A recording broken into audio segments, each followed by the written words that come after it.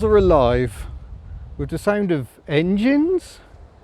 I'm standing on a racetrack here at Cromwell in New Zealand, the Highland Motorsport Park, and yeah, there's a brand new racetrack pretty much behind me. Let's try and find out why that might be and explore some of the other buildings on site here. So that's the impressive track, but when you come in to this building you find minis, and a mini from the UK, a pair of minis. And I sort of wondered to myself, who would own such cars? And the answer is, it's Hayden Paddon, the World Rally Championship driver. So Hayden, lovely to meet you. Yes, you too, thanks very much. So why the minis? You could probably call it almost a sick obsession, but I've got a little sweet spot for minis. So my first ever race car when I was 12 years old was an 82 Leyland Mini. Oh wow. I spent 3 or 4 years learning the craft of driving a Mini. Yeah.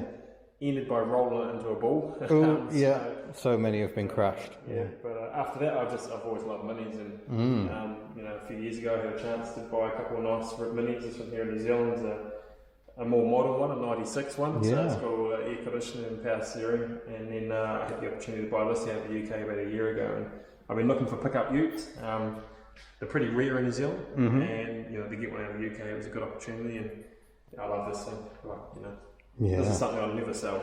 No, I can well understand. So it's been de-seamed, engine upgrades? Yeah, it's got 1300 in it, so it's reasonably standard, which is a better way to be. But to be honest, like, I can drive down the main road of any town in New Zealand in this, and I'll get more looks and more waves driving this than what I would do driving $1 million rally car. Yeah. So, you know, people love minis. Yeah, it's very true. Yeah.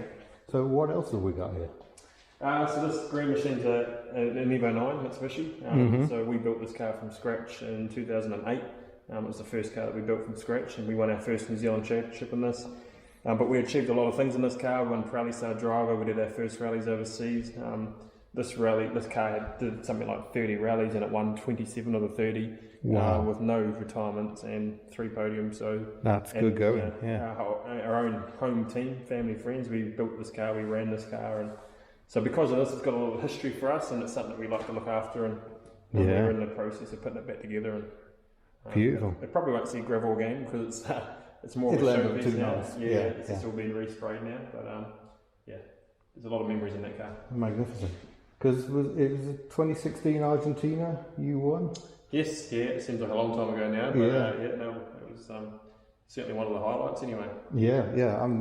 I must admit, I am a World Rally Championship fan, and I just find that the way you sort of have these cars on the very edge of control. Yeah. And what was your winning distance? Was something like 13 seconds over Savogia? Yeah, it was quite close. It was down to a last stage battle, but over all that distance, you won't all end up being that close. Yeah, but you see it even more so nowadays. You know, the WRC's become so close and so fiercely tight.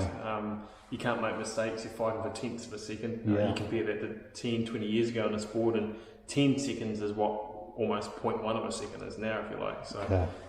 No, it's good. It's good for the sport. Everyone enjoys it. Lots of competition at the moment. We finally had somebody who isn't Sebastian and French win it this year. So, interesting times. Maybe it's opening up a bit. Yeah, definitely.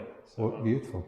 But these aren't the only cars here. There's also something being developed, which I think we should definitely go and have a look at. So this doesn't look particularly impressive at the moment. It's just a bare body shell. So what's this going to be? Well, this is our core project here that we're working on at the moment. So this is going to be an Evey rally car based on a Hyundai Kona. Oh, wow. So it's going to be a leading edge car. We hope this car will go out and win rallies and actually compete in a full-length rally. So obviously Evey exists in motorsport, but in rallying it presents a few more challenges. So as you can see, this is going to be running in 5 months for its first development test. We've got a lot of work to do. But the design's actually all done now. Now we're just in the process of developing the chassis. So the body shell's gone through its lightning process already, so that's already done. All the panels are stitched back on. Now we're going through the jigging process of putting all the towers in, put the towers in the front, we've got to do the towers in the rear, then the floor comes out for the battery fitment, and then the roll cage is the very last piece of the puzzle, and then this will all be done in the next 6 weeks, and then we go into the actual fitment of all the main componentry and designing you know, the engineers at the moment are busy designing all the wiring harnesses and making it actually all That's come going to together. be one So, heck of a harness in an electric it's a rally big car. project. Yeah. But it's actually quite exciting. Like I drove an Evey rallycross car in Europe a month or so ago, and when you've got 600 to 800 kilowatts of power at your foot, that's instantaneous. And can a you lot do of fun. torque vectoring as well? Oh, we can do everything. Like, you know, with combustion cars, I think we're almost starting to reach the barrier of technically how much faster we can make the cars. With this technology, with EV, it just opens up another whole new world of how fast we can make cars go. And you know, I've always said, you know, EV, the only thing I ever had against it was no sound from a motorsport perspective. That is the difficulty. Yeah, I mean, I follow Formula E, and it's very exciting. But you are missing that slight sound element. Yeah, well, so that's one of our key things with this. This is going to make sound. We're prototyping a new sound device, which will be one of the first in the world to make sure the car's loud and noisy. Which we need for rally as well, because if you've got a rally car coming through the forest, spectators need to know it's coming. So once we get that right, then I think this car, I'm actually hugely excited So about will it still have a conventional transmission? It's got two transmissions, one in the front, one in the rear. Wouldn't quite call it traditional. It's a little bit different because then the motors and everything are all directly mounted onto the transmissions. Yeah. But it's four-wheel drive. Front and rear axles are completely independent of each other, so that gives us a lot of torque vectoring opportunities. Yeah. So very different to obviously your traditional car that's connected with prop shafts and drive shafts and things like that. So gives us more freedom as well. So, but no, there's a lot of work to be done here. So to think that this is going to be running in 5 to 6 months. Yeah. Wow. So the boys are going to be very busy. Yeah. So this is the sort of thing that Paden Rally Sport sort of does here. Yeah. So we obviously run Hyundai New Zealand's main motorsport program. So we've got the EP4 car, the TCR car here as well, which is a normal combustion motorsport. And then the future of what we're doing here is focused on technology and motorsport. We want to develop technology solutions for the Asia Pacific region, if you like, and be like that core business. Yeah. You know, we can see technology is changing very quickly in the automotive industry, whether we like it or not. I'm a car nut like anyone else. Yeah. But we've got to adapt. If we want the sport to stay alive and be healthy, the top tier of motorsport's got to be in line with the automotive industry. Yeah, and like you say, there is excitement to be found there. I mean, I thought I was a petrol head until I started driving electric cars, and then you like that instant torque. It becomes quite addictive. So. Well, the first appeal for me as a driver is speed. You want to go fast? Yeah.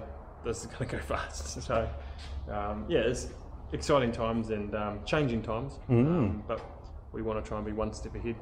You know, even though we're on the other side of the world in a little old island, there's a lot of good people, we've got 7 people here and very, very clever people. So we've got all the bases to try and make it possible. Wonderful. Well, thank you very much for taking time out of your Not a problem at all. Thanks so much. Nice. I hope you enjoy the rest of your trip anyway and enjoy New Zealand. You. Yeah, it's been It's got amazing. to be a bit of the Welsh winter anyway. You come to New Zealand summer. So much going on, but frankly, I thought would never happen. Like being here, I mean, it's wonderful. So, thank you very much. Not a problem at all. Thanks so much.